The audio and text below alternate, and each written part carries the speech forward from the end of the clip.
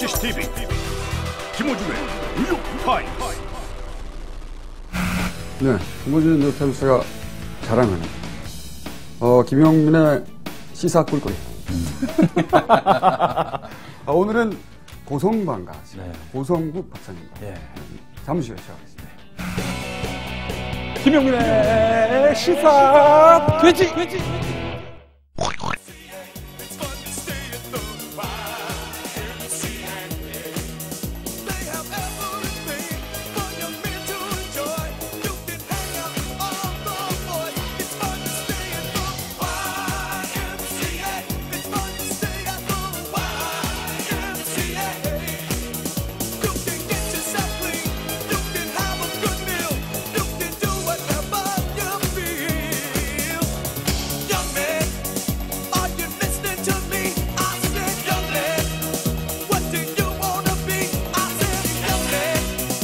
최문순 승? 네.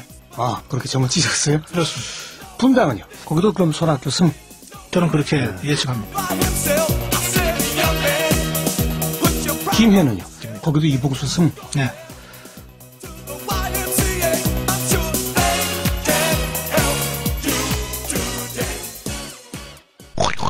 사실 우리 고성국 박사님, 이번에도 정말 거의 빗나감 없이 적중했습니다. 사실 제 관심은요, 어떤 사람이 어떤 예측을 해서 얼마나 맞추는지 저희 관심이 많거든요.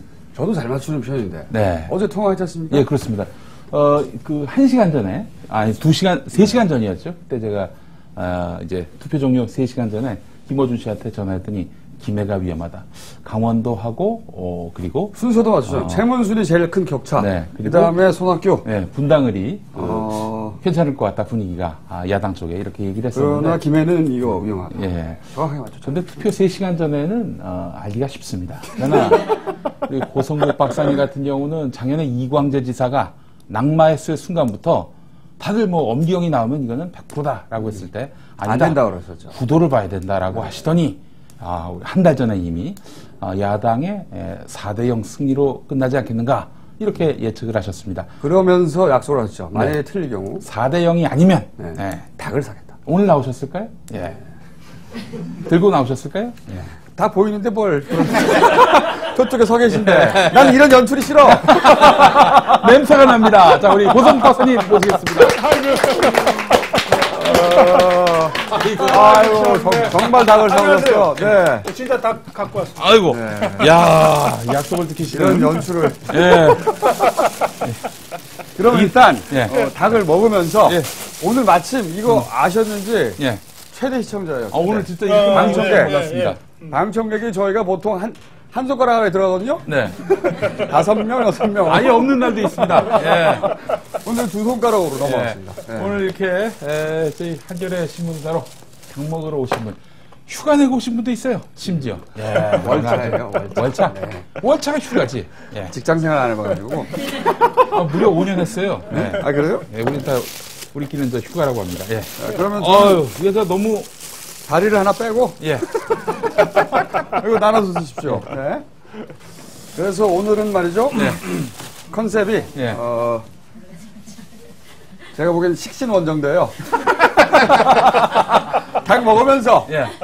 박사님도 하나 드세요. 하나 주세요. 근데 본인이 사오신 아니 건데 이거 하나 정도는 드셔야지. 제가 이거 사오긴 사왔는데 네. 정말 돈은 딴 사람이 내야 된다고 생각하면서 왔습니다. 이게 어디서 샀냐면 말이죠. 예. BBQ입니다. BBQ 저 협찬 좀 해주세요. 요런 데 거론 되는 BBQ 사장님 예. 연락 좀 주십시오. 예, 또 저희 와인도 말이죠. 역시 와인 회사에서 협찬한 게 아니라 와인 회사에 다니시는 분이 자기 돈 들여서 이렇게 협찬을 해주셨습니다. 네, 정말 한동안 오랫동안 저희가 협찬이 끊어졌는데 네.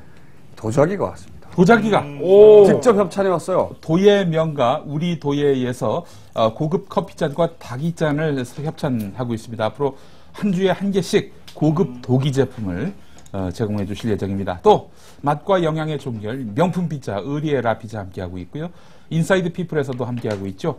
주식회사 라비냐의 이 차장님께서, 라비냐가 협찬하는 게 아닙니다. 라비냐의 이 차장님께서 고급 와인을 아주 고급스럽게 협찬해 주고 계십니다. 오늘 우리 고성국 박사님이 이 통닭을 사오시면서 이 통닭에 들어간 비용은 누가 대신내야 한다. 이렇게 말씀을 하셨습니다. 누굽니까? 누굽니까, 박사님? 국제 입으로 말씀을 드려야 되나요? 아니 근데 사실은 정말 너무 아슬아슬하게 졌단 말이죠. 만약에 이겼다면은 4대0 그대로 적중하시는 건데. 아슬아슬하게 졌다기보다 질 수 없는 걸 졌죠. 질 수 없는 걸 졌다. 어떻게 그걸 질 수 있어요? 맞아. 상대방도 예. 그 김태호 지금은 당선자가 됐고 네. 당선자 됐는데 예. 교부 중대 받아서 의원이라고 불러도 되죠 이제. 예. 김태호 의원도 불과 얼마 전에 예. 처참하게 검증받고 예. 떨어져 나간 사람이란 말이죠. 그렇죠. 박사님, 제 생각이 맞는지 한번 좀 네. 검증해 주십시오. 김태호 의원은 당선될 마음이 없다. 사실은 본인의 고향인 거창에 나가고 싶은데 당이 나오라고 하니까 이번에 나와서 지면은 또 나름대로 그렇죠. 과거 청문회 때 있었던 자신의 많은 과오들 이런 것들을 터는 죄를 사함받는 그런 어떤 거듭남의 그런 체험의 장으로서 이번 그 재보선에 임하려고 했었던 건데 아니 당선이 된 거예요. 그래서 굉장히 좀 김태호 씨가 웬 떡이냐 이거 이렇게 웬 생각하고 있는 건 떡이냐. 아닌지. 네. 예. 아니 그렇게 생각하고 있을 겁니다. 예. 그렇습니까? 예, 그럼- 초반부터 격차가 많이 났었기 때문에 처음에는. 예, 그렇죠. 예. 예. 사실은 야권 단일화가 된 직후의 조사는 뭐 예. 누가 되건 예. 게임이 안 되는 거예요. 야권 단일화만 되면 네. 그거는 아예 게임이 안 되는 거였거든요.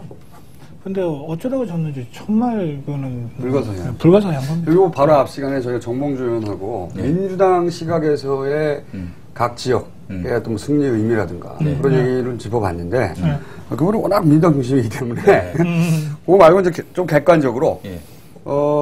한번 이제 짚어들 보죠. 예. 분당부터 시작해가지고 예. 아무래도 분당이 민주당 입장에서는 그리고 한나라당 입장에서도 가장 큰 승부처라고들 생각했던 것 같은데 그랬죠. 이렇게도 분석합니다. 보통 일반적인 그 전문가들은 고성국 박사님을 제외한 네. 그냥 일반적인 전문가. 그렇습니다. 네. 대다수 주류 언론들. 손학규 대표의 대권 과도가 환히 열렸다라고 분석을 하는데 저는 그렇게 생각하지 않거든요. 예. 이것이 손학규의 승리라고 온전히 할 수 없다. 사실은 이명박 대통령이 패배한 것이다. 한나라당이 패배한 것이고 이렇게 생각이 드는데 예. 손학규 대표의 앞으로의 어떤 대권 과도 어떻게 생각하십니까? 그러니까 적이 말이죠. 예. 숨어 있을 때 더 무서울까요? 아니면 나타나 있을 때 무서워? 뭐 숨어 있을 때 더 무섭죠. 또 보통. 누가 적이 최종적으로 자기랑 붙을지 잘 모를 때가 제일 무섭잖아요. 그렇죠. 예. 네. 근데 이번 분당을 선거로 어쨌든 손학규 대표가 이제 야권의 그렇죠. 주자. 부동의 이제 주자가 네. 되게 될 겁니다. 네. 그러면 이제 딱 표적이 드러나는 거잖아요. 네. 박근혜 전 대표 입장에서는 네. 박근혜 손학규 구도구나. 그렇죠. 한나라당 출신과 한나라당에 있는 원조와 이런 대결 구도 딱 짜진단 말이에요. 사람들 머릿속에. 우선 뭐 여러 명 중에 한 사람이었던 손학규 대표로서는 뭐 하여튼 뭐 그러거나 저러거나 네. 일단 야권의 확고한 주자가 되는 것이 우선 급하고 네. 그리고 나서부터 이제 어쨌든 게임을 하면 된다 이렇게 생각하겠지만 네. 박근혜 전 대표로서 제일 두려웠던 상황은 어떤 거냐면 내년 12월이 대선이잖아요. 네. 내년 10월까지 누가 최종 후보가 될지 잘 모르는 상태에서 전략을 세울 수가 막 무슨 자기들끼리 토너먼트도 한다고 그러고 뭐 텐트도 큰 거 친다고 그러고 막 이러다가 네. 최종적으로 누군가가 됐는데 네. 그게 자기하고 제일 뭐 결이 다른 사람이 된다든지 네. 이렇게 되면서 정말 한두 달 만에 막 바람이 불고 네. 그러니까 야권은 바람 선거한다 그러잖아요. 예. 바람 선거하려고 그러면 후보가 맨 마지막에 나타나야 돼요. 예. 잠시만요, 박사님. 예. 이쪽도 보시죠. 사람들이 너무 먹으라고. 먹는데 좀 치중하지 마시고 오신 김에 좀 먹으면서 좀 들어주세요. 먹기만 해, 다들. 네, 잠시 끊고. 네. 자, 그럼 다시 돌아가가지고요. 그래서. 박사님 했던 약 5분간의 얘기는 아무도 못 들었다고 봐요, 지금.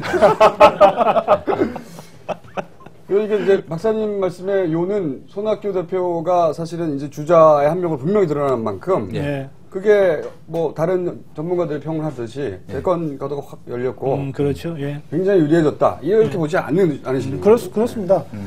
그래서 이제 박근혜 대표 입장에서 볼 때는요, 손학규 대표는 유시민 대표보다는 득표력이 더 있지만, 네. 그건 1대1 조사해보면은 그렇죠. 손학규 대표쪽이 조금 더 많이 나오잖아요. 예. 조금 더 있지만, 그러나 안전한 상대다. 그렇죠. 예, 유시민은 백점 손학규보다는 별로 이 득표력은 조금 떨어지지만, 네. 이게 뭐 권투에 왜 럭키펀치라고 있잖아요. 아하. 마구 휘두르다가 어느 순간 한 대 맞고 쓰러지는 수가 있거든요. 그러니까 코로나 같은 게 나와가지고. 예. 그런 대목이 사실은 더 두려운 거죠. 아. 앞서 있는 후보 입장에서는 예, 예. 그 점에서 저는 박근혜 대표가 손학규 대표의 부상을 그렇게 겁내지 않을 것 같아요. 지금 민주당이 좀 자뻑인 상태라고는 좀 봐요. 예. 민주당이 온전히 자기들만의 힘으로 이 결과가 나온 줄 착각하면서 네. 손학규 대표 쪽에 힘이 막 쏠리고 예. 그러면 손학규 대표가 막 부상하고 그런 구도가 제가 보기에는 민주당이 망하는 길이다. 저는 그렇게 그다음에 생각해요. 이제 또 늘 이제 양측면이 같이 있는 거잖아요. 예. 야권에서 손학규의 부상이 이제 눈부시단 말이에요. 네. 외형상. 네. 그러면 한나라당 공천을 받아서 내년에 출마할 사람들은 네.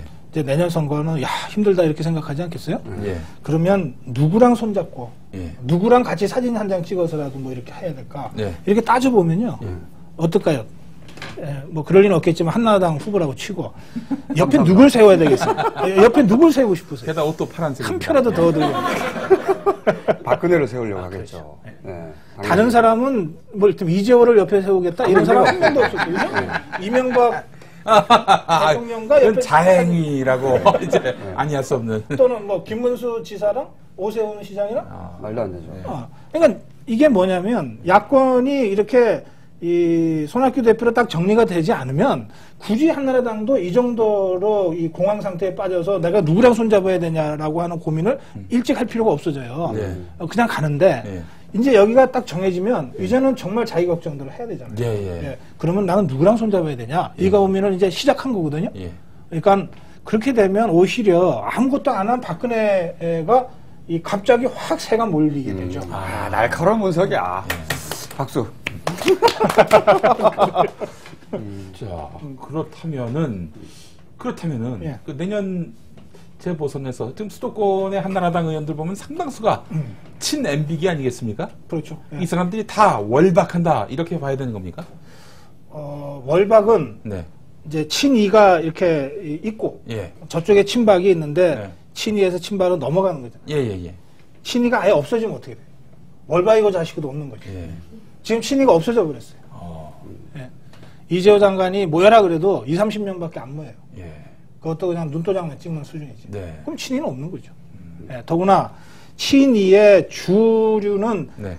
이명박 이상득 네. 이죠. 개입니다. 네, 이게 원래. 이재호 개가 아닙니다. 그렇죠. 그런데 네. 이명박 대통령, 박근혜 전 대표 작년 8월 21일 회동 이후에 사이좋게 지내잖아요. 네. 이상득은 그 중간에서 지금 박근혜 대망론을 지금 전파하고 있는 사람이잖아요. 그러니까 이 사람들 입장에서 친이 친박 그러면 정말 남의 동네 얘기죠. 이미 그게 없어졌어요. 예. 이미 박근혜로 정리됐군요, 사실상. 근데 사실 이런 얘기도 있습니다. 이명박 대통령이 이번에 강재섭 대표 마음에는 안 들지만 그냥 한 대 쥐어받고 싶다라고 얘기한 상대긴 하지만 그래도 이번에 이제 말하자면은 후보로 세우는 거에 있어서 크게 반대하지 않는 거는 일단 들어와서 말하자면은 자기 편에 서서 박근혜를 견제하는 어떤 그 플레이메이커로서 그렇게 좀 활용할 그런 의사가 있었던 거 아닌가 이렇게 보는 시각도 있던데요. 박근혜 그러니까 강재섭 후보가 아니라 예. 정운찬 총리라면 뭐 혹시 예. 그런 생각을 이명박 대통령이 해봤을 수는 있는데요. 네. 근데 잘 아시겠지만은 예. 정치판에 처음 들어와가지고서는요. 예. 자기 앞가림하기 힘들어요. 그렇죠. 지금 이 김해에서 김태호 후보가 천신만고 끝에 어쨌든 입성해서 재기에 성공했지만 네. 그래서 아마 당선되자마자 뭐 당도 정신 차리고 뭐 청와대도 정신 차려야 된다 이렇게 지금 했는데 정신 그 못 순간 차리는 소리라고 있어요. 자, 예. 그렇죠. 그 얘기를 들은 한나라당 의원들이 어떤 생각을 할까요? 아니지. 아직 며칠 단지 하루밖에 안 된 새끼가 이렇게 생각하겠죠. 그러면 지난 한 달 동안 김태호 후보 나홀로 선거하면서 얼마나 자세를 낮췄습니까? 예. 정말 낮은 포복으로 했잖아요. 당선되자마자 근데 정신 차리라고 막 이러잖아요. 예. 그러니까 정치란 게 이게 쉽지 않다는 거예요. 그 이제 경남지사 2번 했잖아요. 예. 그 이제 경남에서는 어떤 행사에 가든 한 가운데 예. 주빈석이 앉죠. 예. 이제 의총하면은 저 끝에 잘 안 보이는 자리에 앉아요. 이거 왔는지 안 왔는지 아무도 몰라요. 신경도 안 쓰고. 신경도 안 쓰죠. 네. 예. 그래 키는 커서 아마 존재감은 좀 있을 거야. 예. 강원도. 네. 강원도가 갖는 의미는 어떻게 또? 저는 엄기영 후보 말이죠. 선거운동 개시일에 또 여론조사 공표 금지 시점까지 오차범위 안에 들어간 적조차 없는 이런 항상 10% 엄청난 오차 이런 말하자면은 이제 지지율 차이를 보였었는데 2위 최문순 후보하고 어떻게 이게 순식간에 반전이 됐는지 그래서 너무 놀랍더라고요. 저는 반전은 될 줄 알았어요. 네. 근데 여기서 이제 자기가 기름을 스스로 부어가지고 네. 산화하셨죠, 산화. 엄기영 후보 흑북이 돼가지고. 얘기를 하자면 우선 한 가지 먼저 말씀드리고 싶은 게 있는데 그 엄기영 후보는 이제 정치권에서 더 이상 할 일이 없으니까 이제 원래 자기가 제일 잘하는 걸 하러 가야 돼요. 가는데 가기 전에 그 강원도민들 마음을 정말 풀어주고 가야 돼요. 그 강릉의 펜션에서 이제 불법 선거 홍보 운동을 했던 자원봉사자들이죠. 아니 그 자원봉사자들이라 하더라도 그 행위 자체는 불법이에요. 제가 보기에는 그 자원봉사자들인데 이분들이 이제 대포폰을 가지고 있는 분들끼리 서로 교류를 나누다가 우연히 만난 거죠. 한나라당의 그 자원봉사는 아주 특이해요. 자원봉사를 하고 욕을 먹습니다. 아주 특이해요. 그 현장에서 발견된 게 평창 동계올림픽 유치 그 명부. 100만인 서명 명부거든요. 이 명부가 어떤 거냐. 강원도민들 입장이 돼서 한번 생각해 보시라고. 두 번 실패하고 마지막 3번 이제 7월 달에 결정된다는데 그 동계올림픽 유치에 그 처절한 염원을 담아서 명부를 한 거 아니에요. 자기 이름에 주소에 전화번호에. 근데 그게 누군가에 의해서 정치적으로 이 오용당했다, 악용당했다라고 하는 현장을 본 거 아닙니까? 배신감이 크겠네요. 진짜. 그렇죠. 그래서 강원도민들의 그 상실감과 배신감 이거는 얼마나 잘된 일이에요. 이거는 배신감. 인간으로서 엄기영이 인간의 엄기영으로 살아가려면 그건 그 마음은 풀어주고 가야 된다. 이거 한번 제가 그렇다면 잠깐만. 그 박사님 마음을 풀어주는 방법은 뭐가 있습니까? 잘못했다고 그러면 돼요. 잘못했다. 사과하는 거. 잘못했다 그래. 진정성을 담아서 정말 사과를 해야 돼요. 나는 나중에 사법적으로 어떻게 결과가 나고 상관없이. 이건 어떻게 보십니까? 대포폰 침묵회 말이죠. 이 대포폰 침묵회의 존재와 그 활동, 이것을, 엄기영 후보가 알았다 몰랐다. 이거 어떻게 보십니까? 물론 추정이에요. 추정인데, 어떻게 추정하십니까? 그건 조국 교수가 추정한 거가 비교적 사실을 근소한 것 같아요. 조국 교수가 뭐라고 그랬죠?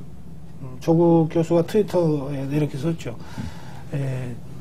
이런 그 규모 있는 이 불법 행위를 30명 넘게 또 장기간에 걸쳐서 또 그 분들의 말에 따르면 일당 5만 원씩 그다음에 이 펜션도 빌리고 전화 설비도 다 놔야 되고 그래서 대략 민주당 추정으로 1억 규모의 이 프로젝트 사업인데 이거를 후보도 모르게 후보 측근도 모르게 누군가가 자발적으로 됐다고. 이 대포폰 침묵회 결속이 굉장히 강한 겁니다. 그러니까. 우리나라 정치 풍토와 문화에서 그게 가능한 얘기겠느냐. 그래서 이거는 후보나 그 당에서 몰랐다고 하기 어려운 정황이다. 이렇게 추정을 하더군요. 뭐 좀 그 추정이 비교적 우리 정치 현실을 잘 보고 있는 추정이다. 쿠션을 이렇게 주시네. 두 번. 본인이 그렇게 말하면 잡혀갈까봐. 조국이 위험해졌어. 박사님. 엄기영 후보가 그러면은 올해는 지금 안 됐지만은 내년에 총선에 그 강원도에서 출마할 가능성은 없다고 보십니까? 김영주 같으면 찍어주겠어요? 아니요. 별로이 났죠. 전혀 안 찍어줄 것 같은데요. 춘천에서 졌잖아요. 저는 제가 보기엔 재기가 불가능하다고. 그 다음에 영월 엄씨인데요. 영월에서 졌을 거예요, 아마. 그 다음에 인제가 고향이거든요. 출생지 인제라고 썼는데 인제에서도 졌을 거예요. 영월이 또 이광재세가 되게 강해요. 거기가. 하루 옆에가 평창이니까. 평창권이거든요. 거기는 강원도는 나머지는 다 한나라당 의원들이고요. 그 원주 박우선 의원, 그다음에 평창 영월 평창 거기에는 이제 최종원 의원 두 사람이 있거든요. 그러면은 상식적으로 강원도에 도전하려면 여기서 도전해야죠.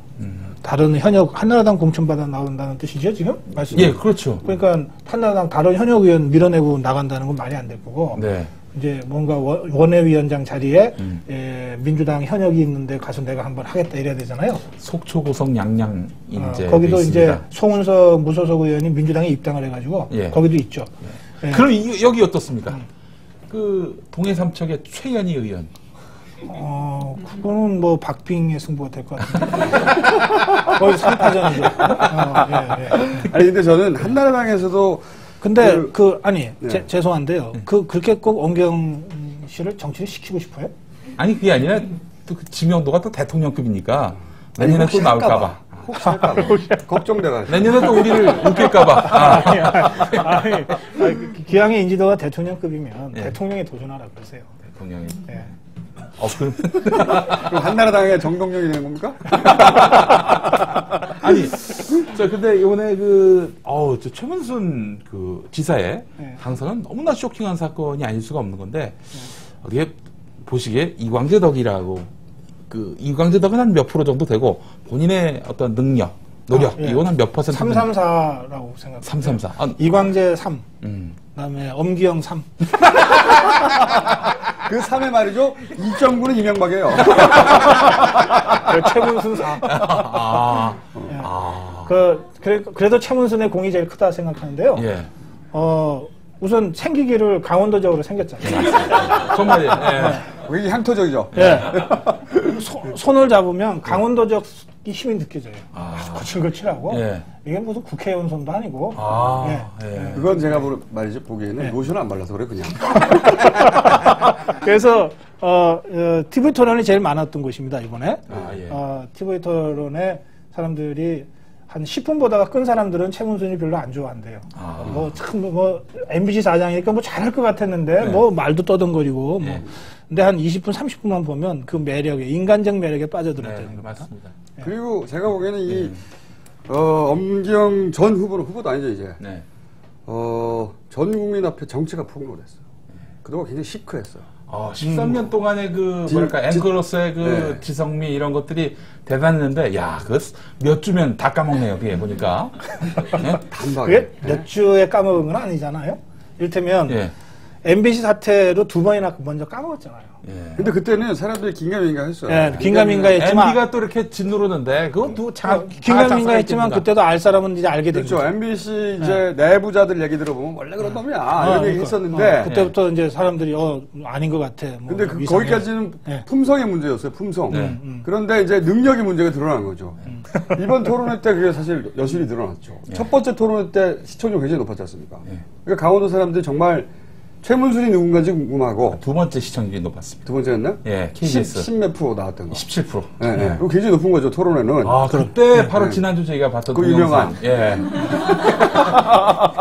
바보 인증하는 거. 저 바보예요. 저 바보예요. 한 10분 동안 하는 거. 뜬금없는 천원함 얘기라고.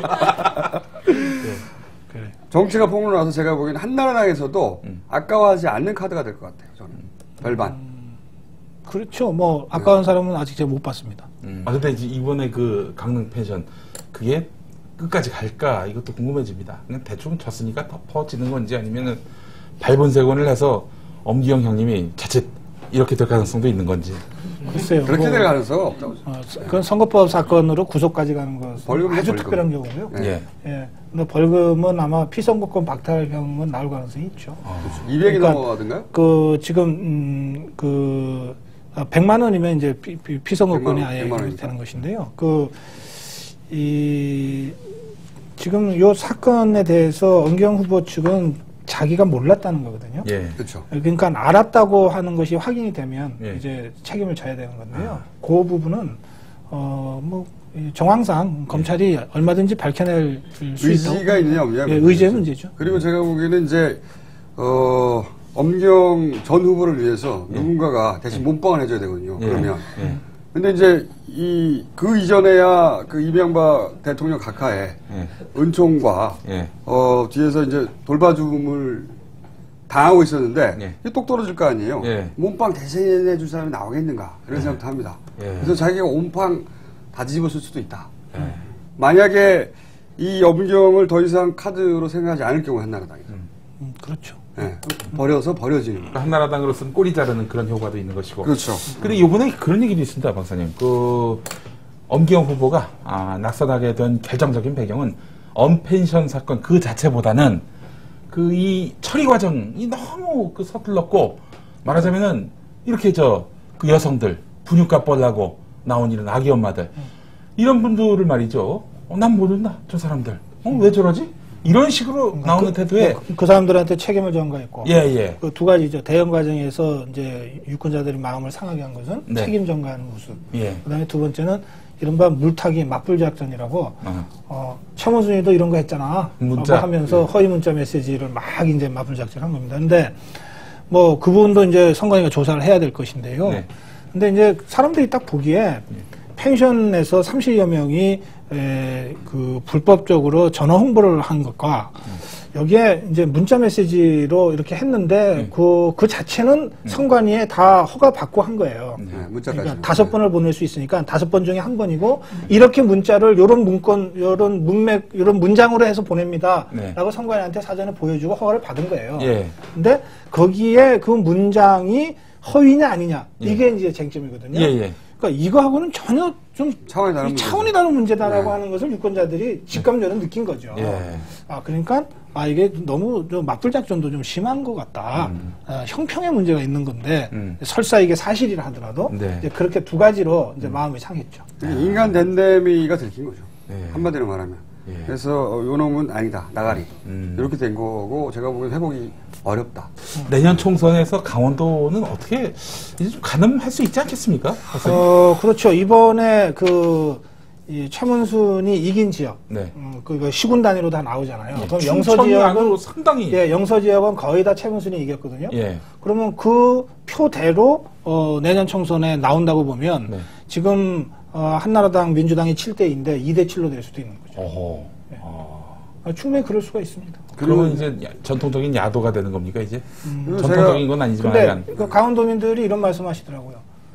우리는 뭐 푸대접도 아니고 무대접인데 네. 그걸 참고도 맨날 찍어줬더니 예. 돌아오는 거는 모멸밖에 없다. 예. 무시하고. 예. 그러니까 이제는 우리도 충청도처럼 해야 되겠다 그러더라고요. 충청도라는 게 이게 대선에서 캐스팅 보트 지고 그렇죠. 흔들고. 예. 근데 보십시오. 그 김대중 대통령 뽑힐 때 노무현 대통령 뽑힐 때 그저 30만에서 50만, 60만 그 사이잖아요. 예. 그럼 강원도민들이 하나로만 모이면 예. 50만, 60만이 아니라 100만이 넘잖아요. 113만인가요? 얼마든지 캐스팅 보트를 지고 흔들 수 있죠. 하나로 모이기만 한다면. 예. 예. 그런 점에서는 그 내년 총선이 어떻게 나올지 전혀 예측할 수 없어요. 제가 예. 그 영월에 친척이 한 분 살아요. 친척이. 오랫동안 한나라당을 찍었습니다. 그런데 이광재 그 전 지사 등장하면서부터 이광재로 돌아섰어요. 보통 이제 그 소위 야당을 지지하고 진보 진영을 지지하는 세대들이 30, 40대잖아요. 주축이. 근데 그 이 지역에서 나이가 50대 이상 넘어가는 분들 중에 뭐 적지 않은 수가 이광재가 자기 아들 같고 이놈이 잘할 것 같고 요놈을 통해서 우리도 대통령 한번 내보자. 그렇죠. 예. 요런 마인드가 형성됐어요. 우리 광재라고 부르는. 네, 우리 광재라고 부르는. 우리 이광재 지사는 앞으로 어떻게 될까요? 일단 뭐 거야 박사님도 모르지. 2012년 뭐 총선 대선 나오긴 어려울 것이고. 그러니까 대선에서 예. 야당이 정권을 잡으면 예. 이제 사면 사면 특사 복권 거쳐서 되겠죠. 예. 이제 14년에 도의사를 도전하든지 예. 뭐 16년에 총선에 나가든지 그렇게 하겠죠. 그러면서 재기를 할 건데 예. 이번에는 그 이광재 지사보다도 그 부인이 열심히 많이 했다고 그럽니다. 예. 나설 수는 없으니까. 예, 정말. 그리고 그렇죠. 예, 자기 때문에 치르는 재보궐선거인데 자기가 직접 나서서 또 막 한다는 게 예. 그게 득도 있지만 실도 있잖아요. 네. 예, 근데 대신에 그 부인이 눈물 흘리면서 이렇게 유세한 것들이 어쨌든 유권자들의 마음을 좀 파고드는 측면이 있는 것 같아요. 예, 뭐 그런 점은 그런데 그게 이제 양가적이죠. 말하자면 조금 전에 그 김총수께서 말씀하신 그 한번 우리 지역에도 좀 인물 하나 키워보자라고 하는 것과 그 동정표라고 하는 것은 이게 꼭 같이 가는 건 아니거든요.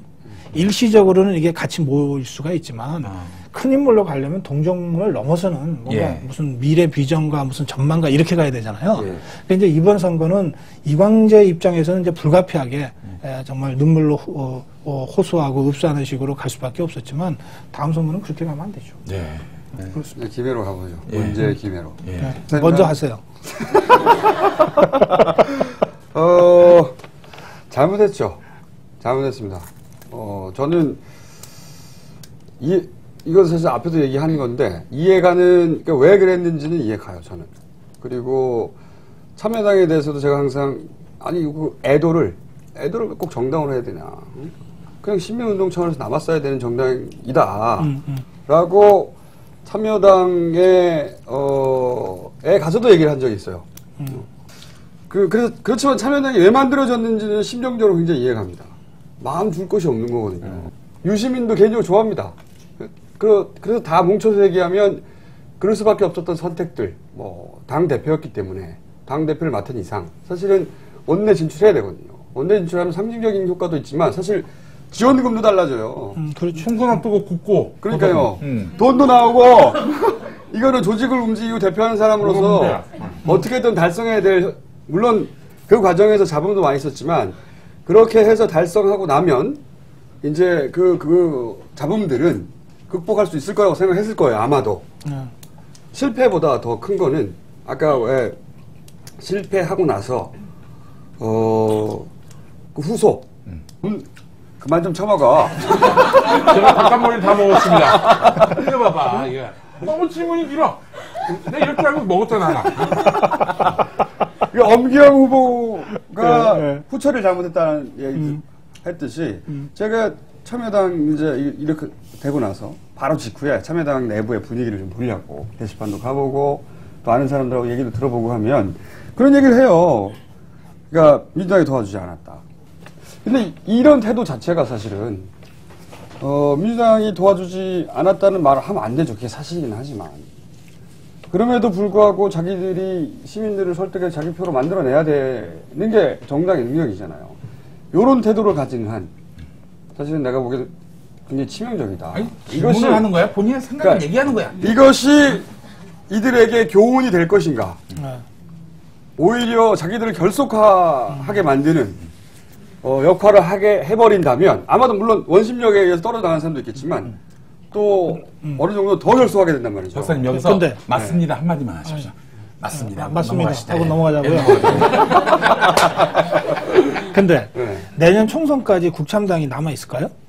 저는 남아있을 거라고 봐요. 박사님 축구로 들어서. 참여당이라고 해야 됩니다. 네. 주님 말이. 예. 정확하게는 국민참여당을 해주셔야죠. 아, 그래요? 그분들 승질냅니다. 그거 굉장히 화를 내더라고요. 예. 왜 화를 내요? 참여당이 그 공식 약칭입니다. 그래요? 예. 여하간 아니 저는- 네이밍이라고 하는 건요 대중이 만드는 겁니다. 아 그렇습니까? 예. 대중이 그렇게 부르면 그게 사투리도 그게 표준말이 되는 건데. 아 그럼 딴 나라당이라고 해도 됩니까? 그렇죠. 다수의 국민이 딴 나라당이라고 부르면 딴 나라당이라고 하더라도 그 사람들이 뭐라 그러겠어요? 딴나라당이 아니고 그럼 우리 속마음은 다수를 획득하시면 돼요. 다수. 예. 하여간 예. 그러니까 화를 내면 안 돼요. 저는 남아는 있을 거라고 봅니다. 예. 그리고 제가 알고 있는 모르겠어요. 이제 이것이 어느 정도 충격이 돼서 어떻게 다시 재정비를 할지 모르겠는데 특히 유시민 대표의 어떤 결의와 성격 이런 걸 보자면 그러니까 한마디로 욕하면 자신의 지지율만큼 참여당의 지지율을 끌어올리는 것이 자신의 당면 과제라고 생각해요. 저는 항상 거꾸로 얘기했거든요. 유시민의 지지율을 참여당의 지지율만큼 떨어뜨리는 짓이다. 지금 하고 있는 것은 글쎄요, 저는 유시민이 더 이상 적어도 내년 대선까지는 별로 변수가 못 될 거라고 봅니다. 그래서 완전히 망했다고 보시는 거군요. 별로 토론할 생각이 별로 안 듭니다. 뭘 토론해야 돼요? 그래서 지금 그러니까 현실적으로는 굳이 토론하자면 예. 이 유시민 대표와 참여당이 네. 앞으로 뭘 어떻게 해야 되냐 이걸 토론해야 되잖아요. 예, 예. 근데 할 게 없어요. 제가 그냥 그래서 제가 하는 말입니다. 문재인을 데려와야 돼요. 문재인을. 거기서. 그냥 몸을 낮추고 네. 그냥 몸을 낮추고 겸손하게 하라고 하는 거 말고 뭘 해줄 수 있어요? 내년 총선에서 할 수 있는 역할은 없다라고 보시는 없어요. 거예요. 제가 보기에. 그냥 가만히 있어야 되는 거예요. 아니 그렇다면은 우리 김호준 총수 말대로 문재인 이 노무현 재단 이사장 네. 이분과 합작을 한다든지 혹은 민주당과의 어떤 통합에 있어서 근데 문재인이 왜 그렇게 해야 돼요? 할 이유는 없죠. 문재인 입장에서. 그러니까 유시민이 살아날 길을 얘기하다 보니 네. 제가 생각하기에는 유시민 대표가 그런 얘기를 한 적도 있긴 있어요. 어떤 얘기냐면, 문재인 그 전 실장이, 네. 이사장이 정치를 하실 분은 아니지만, 네. 그분이 등장한다면 자신이 어떤 역할을 할 수도 있다. 사석에서. 그런 얘기 해도 되나? 한 적이 있긴 해요. 아, 그렇다면은, 네. 그 본인이 근데 이제 킹메이커가 될 수 있다? 뭐 꼭 그런 의미였는데. 근데 그거는 한참 전의 얘기겠죠. 그렇죠. 좀 그렇죠? 전 얘기죠. 이번 김해 사태를 거치면서 제가 사태라고 표현한 거는 강검원의 발언. 유시민은 오빠가 아니다. 친노가 아니다. 친노가 아니다. 네. 뭐 그다음에 문재인이 옆에 굳이 곽진업을 세운 다음에 뭘 야권 단일화 발표한다든지 네. 이광재가 공개적으로 손학규를 지지한다든지 하는 게 다 요번 한두 달 사이에 벌어진 일이잖아요. 그 전의 일이죠. 예. 네, 그 전의 일이죠. 예. 그러니까 그런 게 벌어졌기 때문에 그 이전에 있었던 문재인과 유시민의 관계가 어땠는지는 잘 모르겠지만 이미 전혀 다른 관계가 됐다 이렇게 봅니다. 문재인 이사장은 그 참여당 만들지 말라 그랬죠. 탄생해서는 안 되는 당이라고. 그래요. 그 입장 분명히 얘기했었죠. 그리고 그 입장을 이번 선거에서도 그대로 사실 관철시킨 거잖아요. 그렇죠. 완곡한 방식으로. 예. 그렇기 때문에 더더욱이 그러니까 문재인 실장을 전 실장을 이사장을 참여당에 입당시키거나 그런 차원의 얘기가 아니라 그분을 정치에 발을 들여놓도록 유시민 대표가 뭐 일종의 선대위원장 역할처럼 그런 구도를 만들어서 그거는 저기 유시민이 사는 길이 될지 모르겠지만 문재인이 죽는 길 같아요. 그것도 그럴 수도 있네요. 너무 좀 사심이 들어가서. 나는 둘 다 좋아하기 때문에. 네. 둘 다 잘 사는 길이었을까. 근데 워낙 이번에 그 이봉수 후보의 뭐랄까요 중량감이 좀 떨어졌다 이렇게 봐야 되는 거 어차피 아니겠습니까? 이봉수 후보 당사자는 별로 중요하지 않았어요. 그렇죠. 사실은. 중요하지 네. 않았죠. 근데 표차가 1773표인가요? 네. 그러니까 그것도 좀 역할을 하긴 막판에 했을 그죠. 거예요. 인물이 좀 더 지명도 있었으면 하는 뭐 그런 얘기도 나올 수가 있는데. 근데 민주당 중에서 저 유시민 미워서 김태우 찍은 사람도 있을 텐데. 있을 겁니다. 예, 근데 그 사람들이 그렇게 하고 싶어도 참 이봉수가 인물이 유시민이 밉지 뭐 이봉수가 밉냐 뭐 이런 정도라도 받쳐줬으면 조금 달랐겠죠. 이게 이쪽 갈표가 저쪽 가면은 2배 차이가 나잖아요. 네. 1773표라고 하는 게 큰 차이가 아니기 때문에요. 정말 작은 차죠. 그런 굉장히 작은 그 요소들도 다 역할을 아주 했어요. 잔잔한 아주 작은 요소들이 그죠 작용을 한 거고. 그리고 이거 어떻게 보십니까? 그 정봉주 전 의원은 계속 부정하는데 제가 보기에 이 결과는 민주당의 최선의 결과예요. 판타스틱한 거죠. 그렇죠. 3대 0을 민주당은 다 이기고 네. 국민참여당은 지고 그렇죠. 민주당 민주당 순천까지 저렇게 만들어 놓은 예, 순천은 또 민주노동당이 이기고 그렇죠. 네. 만약에 순천에서 그 무소속으로 나온 사람들이 이겼으면 이 퇴색돼요, 의미가. 그렇죠. 그런데 민주당은 다 가진 거예요. 양보도 하고 단일한 것은 이기고 적진에 가서 승리하고 그리고 미운 놈들 제일 라이벌인 가장 큰 라이벌인 유시민도 주저앉고 그건 지가 알아서 주장. 네, 이 최상의 결과가 나온 거죠. 입이 찢어진 거예요 지금 완전히. 네. 그래서 내년 총선에 민주당 어렵다 이렇게 저는 생각해요. 너무 좋아하더라고요. 너무 좋아해서 YTN의 그 저기 출구조사 발표. 네. 그러니까 갑자기 어떤 사람이 막 주먹을 쥐면서 막 뛰어오릅디다. 예, 원내대표. 네. 근데 그 사람이 뭘 했다고 그렇게 뛰어오래? 그러니까 전체적인 분위기가 그렇다는 거예요. 네. 좀 들떠 있는 게 확실해요. 네. 이것이 민주당의 승리, 온전히 민주당의 승리가 아니라, 네. 이명박 대통령의 헛발질과, 뭐 이런 게 다 합쳐져서. 제가 6.2 지방선거 때 그 선거 개표 방송하면서 이거 민주당이 잘해서 이런 거 아니다. 네. 라고 했는데, 그때 당일날은 민주당 의원들이 다 동의했어요. 당연히. 일주일 후에 정세균 당시 대표가 뭐라는 거면, 민주당의 승리를 폄하하는 사람들. 그리고 한 달 반 있다가 728에서 아주 개참패를 했죠. 그 민주당이 내년 총선에서는 어렵다라고 보시는 겁니다. 아니요, 뭐 다 열려 있다는 거죠. 예. 한나당이 지금 위기의식이 굉장히 치열하게 가고 있기 때문에 뭐 40대 기수를 한나당이 먼저 세울 것 같지 않아요? 지금 상황으로 가면? 저는 이런 생각도 듭니다. 그 김태호 당선자. 네. 이 사람을 보면, 물론 진보 진영에서는 뭐 드러난 각종 비리나 이런 거 보고, 이것도 아니다. 이 새끼. 이렇게 생각하고, 또, 뭐, 거기서 도지사 했겠지만, 의회에 들어가면 꼬발이거든요, 꼬발이. 1년 임기밖에 안 남은. 그러니까 거기서 힘을 크게 발휘할 수 없다. 이렇게 생각해서 별거 아니라고 생각하는 경향이 굉장히 높던데, 근데 이쪽에서 보면, 보수 진영에서 보면, 사실은 그 손학규가 분당에서 이긴 것 이상의 효과인 거예요.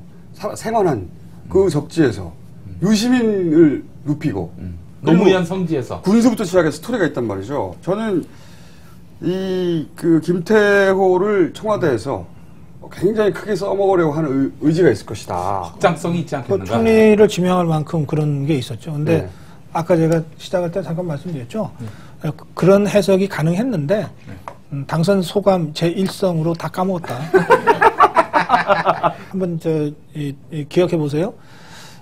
김태호 총리 후보자가 대중으로부터 저 사람 좀 너무 오만하지 않냐고 하는 느낌을 이제 받게 되는 거는 자기 사무실에서 이렇게 손 흔들 때부터요. 네? 그러니까 그런 아주 짧은 화면에 잠깐 비치는 그 제스처 하나가 그 사람을 평가하게 만들잖아요. 대중은 아니고. 그러니까 이 사람의 그 당선 제일성은 선거 때문에 몸을 낮추지만 역시 본성은 그게 아니라 이제 이명박 대통령이나 뭐 친이계 남아있는 찌끄레기들 입장에서 보자면 그것보다 더 중요한 게 사실은 일반 대중한테 그게 먹히거든요. 한나라당 지지자들도 그래 한나라당 좀 차려야 돼 이렇게 생각할 수 있는데 그래서 얘를 픽업해서 어떻게 써먹어야겠다는 생각 할 수 있지 않겠습니까? 찌끄레기들이 무슨 힘이 있다고? 전국 지지도를 조사를 하면 뭐 그런 조사도 안 하겠지만 한다면 10%도 안 나올 거예요. 강원도에서 김태호가 누군지 어떻게 알겠어요? 충청도에서 누가 알겠어요? 그렇긴 하지만 예를 들어서 그런 거예요. 그러니까 한나라당에 근데 당의 중책을 맡긴다든가 맡길 사람 없어요. 그럴까봐. 그런데 저는 김태호 얘기를 하는 김에 김문수 오세훈이 이번에 좀 영 타이밍을 잘 못 맞춘 것 같아요. 그러니까 만약에 이 사람들이 이제 일제히 약속하듯이 미국에 가서 막 대권 선언도 하고 막 전술핵 배치라고 하는 굉장히 예민한 문제도 확 건드리고 그랬잖아요. 그런데 만약에 이 사람들이 이번 4.27을 해서 이 정도로 참패할 거라고 예상을 했다면 그러면 이 시점에 그렇게 했을까요? 진짜 그렇게 못한다고 공창 도드리는 소리를 해버린 셈이죠. 결과적으로 그렇게 됐어요. 지금 저는 그걸 예상했을 거라고 봅니다. 오히려 그럴 때 자기들이 돋보이지 않겠는가라고 자기 혼자 해석을 한 거예요. 당이 위기 때? 혼자서? 자기들끼리. 정신이 그렇거든요. 혼자서. 모든 게 자기 중심으로 해석을 하기 때문에. 아주. 찬스야, 이렇게 생각하지 않았나. 사실 그렇게 되면 이게 모든 자충수가 다 정당화되는데. 어쨌거나. 저는 이제 이번을 보면서, 이 사람들이 이번 4.27 재보궐이 이 정도 참패로 결과가 나올 거라고 하는 예상을 정확하게 못한 것 같다. 응? 그러니까 상당히 좀 나이브하게 상황을 본 것 같다. 그래서 막 이렇게 한 거예요. 했는데 불과 며칠 있다가 이렇게 대참패가 벌어지고 지도부 총사퇴, 뭐 비서실장 이하 수석 전 사퇴 뭐 이렇게 돼버렸잖아요. 그러면 대권 선언한 사람이 어떻게 되는 거예요, 도대체? 저는 그 지도부 총사퇴를 보고 참 안타까웠어요. 안상수 대표 남겨놔야 돼. 보배요, 보배. 가셨어. 보배야? 이분을 뽑으면 어떡해. 다시 돌아왔으면 좋겠는데. 그래서요. 저는 이제 앞으로 국면이 제가 이렇게 생각합니다. 그 손학규 대표가 어쨌든 상당한 여유와 자신감을 갖게 됐기 때문에 이제는 굳이 연말까지 대표직 갖고 있으면서 대권 경쟁 안 해도 되잖아요. 그러니까 이제 대표직을 던질 여러 가지 주객관적 조건이 만들어진 거예요. 박지원이 그렇죠? 받겠죠, 뭐. 박지원이 받으면 안 되는 거지. 근데 그러려고 하는 거 아닙니까, 지금? 근데 이제 어느 쪽이 먼저 40대를 세우느냐 게임이에요. 그러니까 수도권에서 정면도 하려면 어쨌든 486의 상징성이 있는 사람을 그리고 좀 개혁적인 사람을 그럼 이인영 의원이 나올까요? 민주당에서는 이인영이 영순이죠. 그렇게 따지면. 정봉주의 가능성? 그분은 말이죠. 한 5사람 정도만 지지하면 대권 출마한다는 거예요. 근데 지금 상황으로 봐서는 위기를 많이 깊이 느끼는 쪽이 먼저 움직이는 거니까 한나라당이 먼저 그 40대 기수를 들고 나갈 가능성이 많아요. 그리고 그렇게 되면 원희룡일 수도 있겠네요. 뭐 원희룡이건 뭐 40대 거기 몇 명 있어요. 네. 예. 남경필이나. 남경필도 나경원도 40대고요. 하여튼 수도권의 40대. 예. 그 영남의 40대는 별로 의미가 없어요. 제가 보기엔 김태호는 그러면 빠져야 되겠군요. 아, 그렇죠. 예. 예. 원희룡 의원은 웃고 있을 거라고 봐요. 자, 이런 거거든요. 예. 네. 그런 상태에서 한나라당이 먼저 40대를 내세우면 그 얘기는 뭐냐면 내년 총선에서 대거 공천혁명을 한다는 뜻입니다. 대표 40대 젊은 세대로 세워놓고 공천은 그냥 다 줍니까? 그러면 안상수 대표는 공천을 못 받겠군요. 반반이. 가능성이. 예, 그분은 받으셔야 돼요. 그러니까 아이고, 너무 걱정이 돼서 지금 내가 하나 해야 돼 그분은. 예. 네, 한나라당의 우리 편인데 그분이 없어질까 봐 그분이 걱정이에요. 가는 곳마다 표가 뭐 몇 %씩 지지율이 떨어졌다는 그런 얘기도 있고. 그런데 나타나기만 만약에 우리 김청재 말씀하신 대로 뭐 민주당은 손학규가 던진 대표를 박지원이 덥석 받는다. 그러면 저쪽에 40대 원희룡, 나경원, 뭐 남경필이 버티고 여기에 박지원이 버틴다. 사람들이 어느 쪽을 좋아할까요? 늙은 정당은 기분이 확 나죠. 그렇게 되면. 그래요. 그럼 이쪽에서 인물이 나와야 되는데 지금 손학규 대표하고 지금 연결돼 있는 손학규 대표로 보좌하고 있는 핵심 40대 의원 하면 이인영 의원 아닙니까? 그렇죠. 이인영 의원이 좀 매가리가 없거든요. 이거. 중량감이 좀 떨어져서 말이죠. 중량감 둘째 치고 매가리가 없어요. 사실은 저기 국민참여당하고 민주당 사이에 김영을 그 재보선 관련해서 말하자면은 이제 그 단일화 과정에서 국민참여당은 유시민 대표가 이쪽은 이인영 최고위원이 그렇죠. 진두지휘를 했는데 게임이 됐냐 이거예요. 여기서 벌써 이게 확 제가 이인영 최고하고 인터뷰를 한번 해봤더니요. 예. 한 30분 하니까 이제 좀 말이 좀 제게되고 나옵니다. 워낙 슬로우 스타트라. 낯을 가리고. 네, 낯을 가리고. 그리고 이제 제가 들은 얘기는 상당한 인내를 가지고 사귀면 참 좋은 사람이다. 그걸 느낄 수 있어요. 네? 김근태 전 의원하고 비슷하군요. 그렇죠. 네, 이분 김근태입니다. 대단히 감사합니다. 40분 친해져야 됩니다. 이인영 말투가 비슷합니다. 야. 그래. 실제로 이인영이 제일 존경하는 사람이 김근태입니다. 아, 예. 네. 김근태 의원에 대한 그 칭찬부터 하자면 인터뷰를 2시간 하잖아요. 그래서 인터뷰 녹취를 풀면 보통은 주어하고 수어가 안 맞아요. 사람들이 뭐 말하는 게 그렇잖아. 이 얘기하다가 저 얘기하다가. 네. 그런데 주어와 수어가 끝까지 맞는 사람이 딱 2사람이 있어요. DJ하고 한 사람이 유시민 네. 의원이고요. 네. 그 다음에 김근태 의원은요, 한 30분 얘기하잖아요. 그래서 쭉 인터뷰를 풀어요. 그러면 주어하고 수어하고 한 번도 틀린 적이 없어요.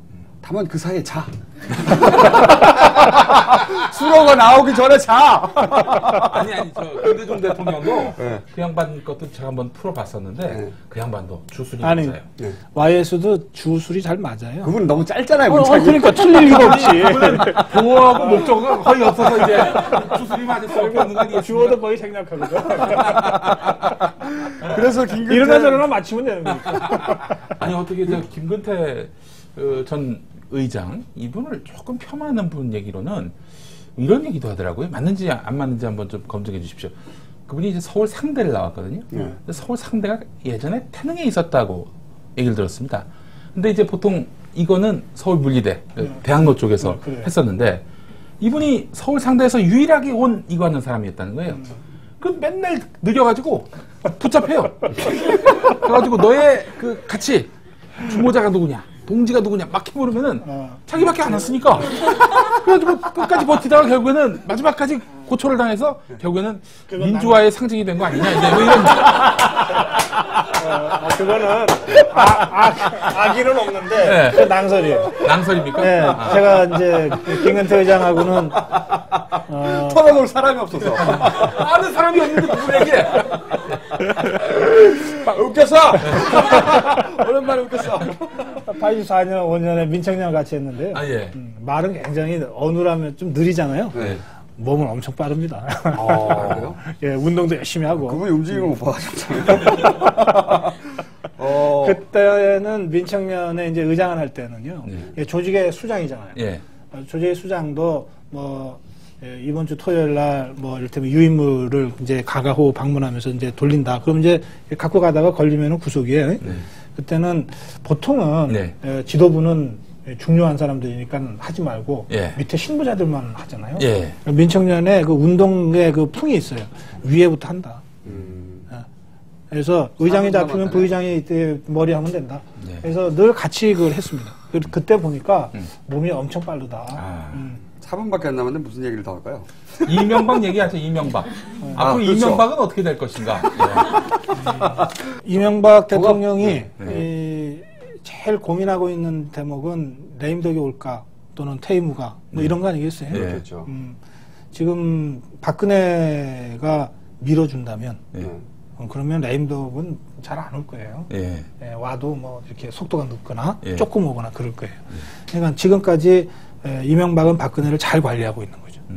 또 역으로 박근혜 입장에서도 다 좋은데 여기서 친이 친박이 뭐 싸운다든지 분당이 있다든지 뭐 이렇게 되면 표 떨어지는 건 확실하잖아요. 예. 민주당 얘기를 봤거든요. 네. 그러니까 박근혜도 이명박을 잘 관리해야 되는 거예요.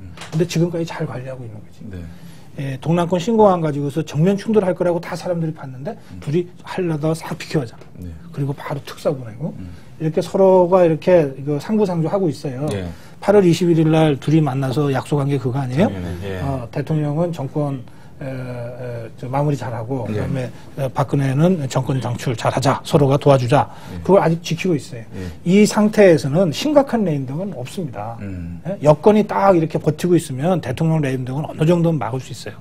그다음에 박근혜가 대통령이 되고 나면 네. 퇴임 안전을 보장하겠다고 서로 이제 약속을 했다고 치면 또 지키려 열심히 노력하겠죠. 그러니까 그 이상을 기대할 수는 없을 거고요. 네, 그렇습니다. 그런데 박근혜 입장에서 중요하게 보는 것은 총선이에요. 총선. 이게 대선 총선에서 이겨야 대선을 이긴다 이런 뜻이 아니고 박근혜는 이미 대선을 이겨놨다고 보는 거예요. 저는 박근혜가 그렇게 생각할 거라고 생각합니다. 대선은 이미 이겼다. 나는 2013년부터 내가 대통령이다. 그러면 내가 해야 될 일이 이거다. 그런데 총선에서 한나라당이 뭐 소수당이 돼버리면 여소야대에서 내가 할 수 있는 일을 제대로 못하지 않겠냐. 네. 그러니까는 총선에서 어쨌든 일당이 되거나 다수당이 돼야 된다. 그러니까 총선은 박근혜 선거죠. 박근혜 입장에서 볼 때는 네. 내가 연말에 대통령이 될 건데 네. 그 전에 이 여소야대가 만들어지면 안 되니까 네. 이렇게 고민하는 거예요. 그래서 총선 승리를 진짜로 관심을 가질 거라고 봅니다. 네. 그럼 선거에서 승리하려면 네. 한나라당이 이명박 대통령하고는 어느 정도 거리를 둬야만 되잖아요. 그렇죠. 그죠? 아무래도. 그런데 이 박근혜의 대권 전략은 가급적이면 대통령과 더불어 함께 가는 거잖아요. 예. 여기서 이제 갈등이 생길 수 있죠.